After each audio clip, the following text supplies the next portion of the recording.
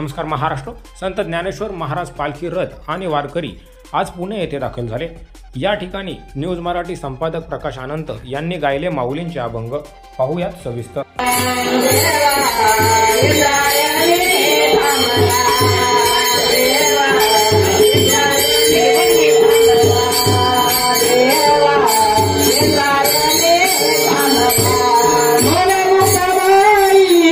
चमत्कार